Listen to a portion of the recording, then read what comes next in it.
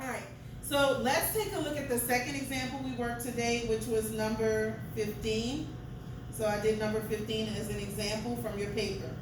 It was 5v squared minus 21 equals 10v. This problem is not in standard form, so the first thing we want to do is write it in standard form. That means it has to be set equal to 0. So we subtract 10v from each side of the equation. That leaves us with 5v squared minus 10v minus 21 equals 0.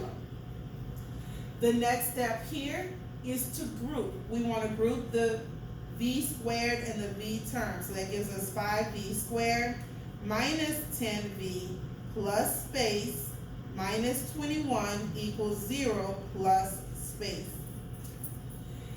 Here we need to factor out the 5. We always want to factor out the number that's in front of v squared, so factor it out.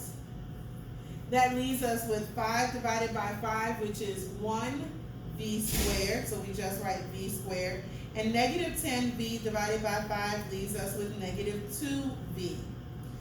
Plus space when we write the remainder of the problem. The next step is the same. We want to take our middle term, which is negative 2. We're going to divide it by 2.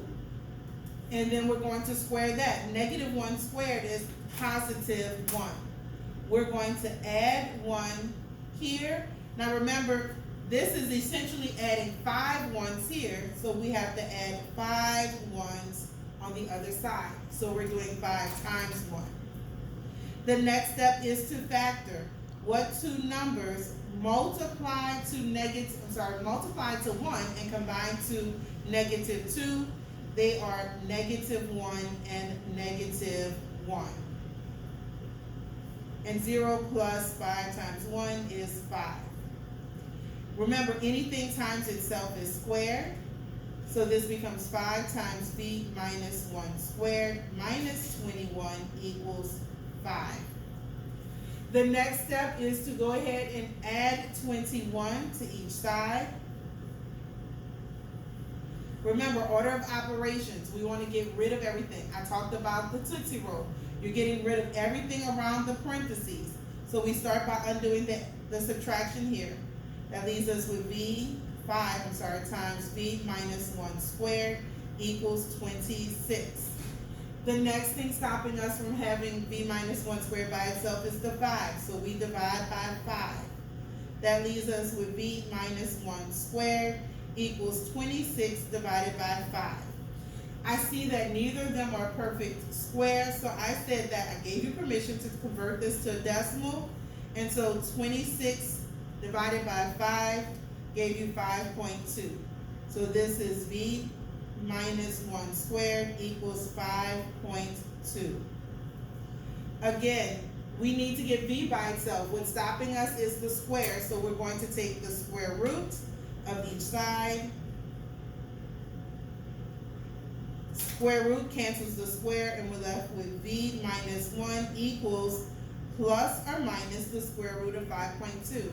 I still have 5.2 in my calculator. I'm going to press the square root button, and I'm going to round it to 2.3. There's approximately 2.3.